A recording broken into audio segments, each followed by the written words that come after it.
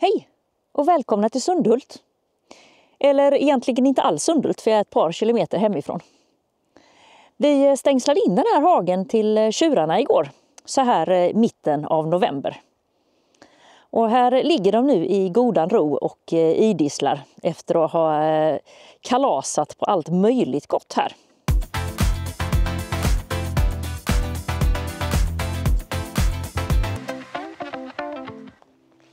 Igår när vi släppte in dem så gick de rakt upp på den här vallen och började äta. Man kunde ju tänka sig att det var här uppe på vallen som jag skulle hitta tjurarna. Där det finns en hel del gräs kvar.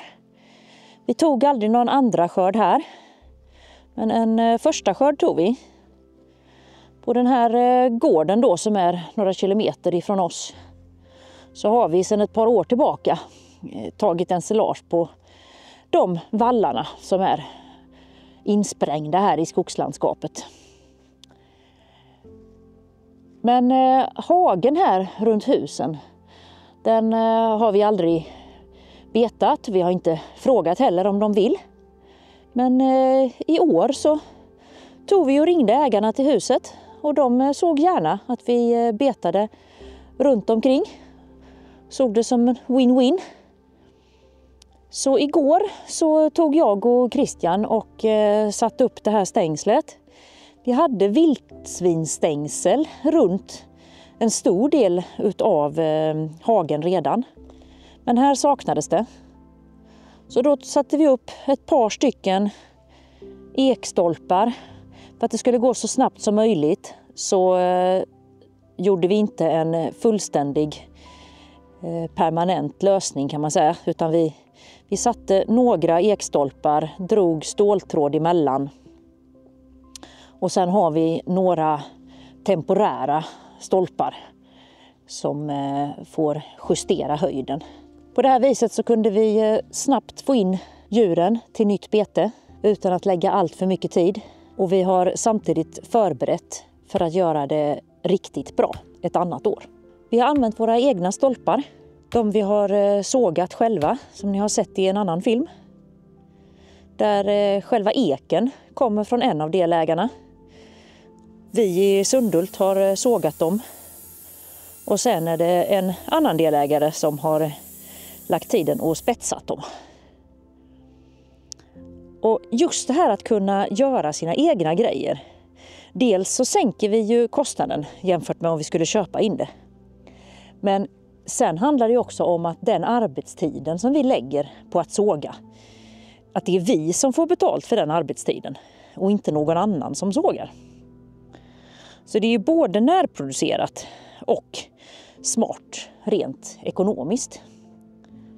Överlag så handlar ju mycket i det småskaliga om att göra om från att köpa in grejer till att omvandla det till egen arbetstid som man får betalt för.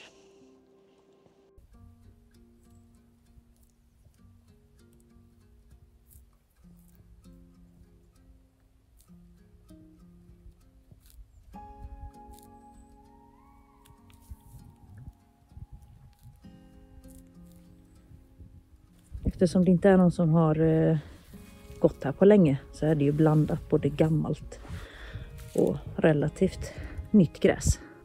Och sen finns här ju lite tall.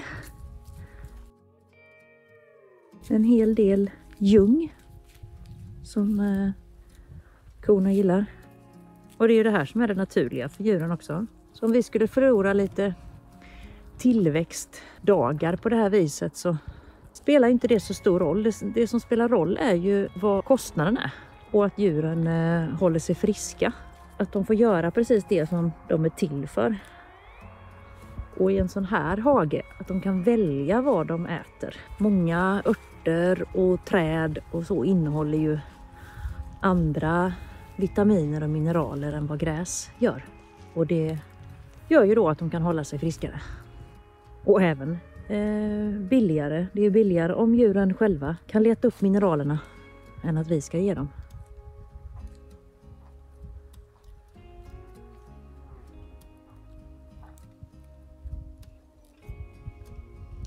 Det finns inget naturligt vatten här för tjurarna att dricka. Så här har vi helt enkelt en IBC-tank på en släpkärra. Så vi lätt kan dra hem den. Vi kan bara koppla på kärran på Teslan. Så står den här precis intill vägen. Köra hem den, fylla på den och köra tillbaka den. Sen har vi en vattenslang ner här. Så det blir lite fall.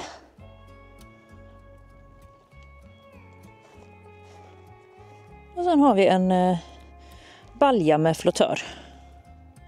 Så det är bara självtrycket som gör att det fylls här då. Det är väl någon meter i skillnad.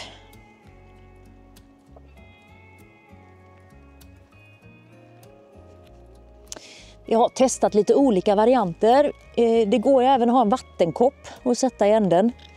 Men då behöver det vara ganska hög skillnad i meter. För det rinner liksom för dåligt i vattenkoppen för att tjurarna ska dricka tillräckligt. Så det är lite säkrare att ha en balja så de verkligen får i sig ordentligt med vatten. Och så har vi ju elaggregatet med solcell. Vi har åskskydd ifall det skulle slå i ledningarna. Enkel inkoppling, bara ett handtag som hängs på stängslet. På vissa ställen så har vi nu börjat att sätta permanenta jordpinnar. För att slippa hålla på och flytta dem när vi flyttar djuren. Men här har vi bara en liten enkel variant med lite hopplock av olika pinnar till att jorda. Jag har en film om hur vi bygger ihop det här systemet med elaggregat.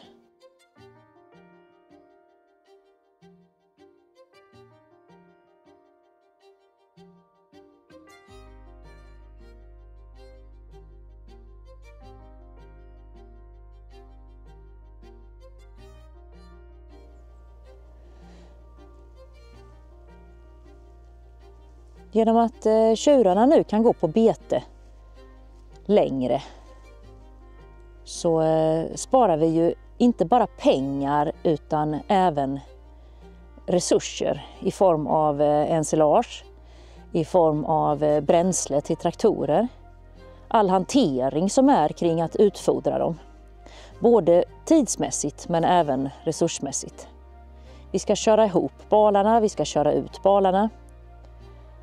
Och hantera plast. Den ska både tillverkas och den ska rullas runt balarna och den ska tas om hand efteråt och återvinnas. Men det är mycket kostnader och timmar som ligger i utfodring.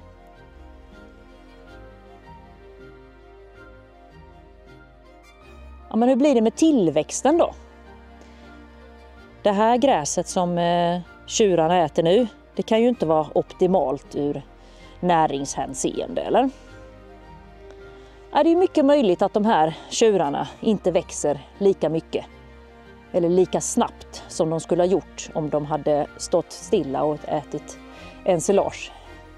Eller ännu snabbare om vi hade boostat dem med kraftfoder. Men framför allt så är det ju så att det är resultatet i sista änden som är viktigt. Det är när man har sett till intäkterna och dragit bort utgifterna. Det är det som är det viktiga. Så om vi kan minska kostnaderna på det här viset och dessutom få en hantering som är enklare så att vi får färre mantimmar och om vi håller djuren friskare så vi har färre veterinärkostnader. Man har kunnat visa att om man tittar till innehållet i örter jämfört med gräs så innehåller de fytokemikalier som är som naturens egen medicin. Så på det viset så kan djuren hålla sig friskare och de kan även påverka andra växter i sin närhet så att växterna i sig själva håller sig friskare. Vi får se hur många dagar de kommer kunna gå här. I och med att de har fattat tycke för så mycket olika saker i hagen så tror jag att vi kommer kunna ha dem här lite längre än vad vi först tänkte. Det känns riktigt bra också att vi har fått ordentligt stängsel runt omkring. Finns förbättringspotential till ett annat år, men det kändes som en väldigt bra kompromiss här. Att vi fick upp riktig ståltråd, även om vi inte har komplett med stolpar och hårstag i ändarna. För varje dag som de går här så är det ju bra ekonomiskt. Och är det så att du vill se lite mer om ekonomin på en småskalig gård, då tycker jag du ska titta på den här filmen som Christian har gjort om 7 tips för att få bättre ekonomi på en småskalig gård. Så medan du tittar på det så får tjurarna beta vidare här. Och jag säger hej hej för den här veckan.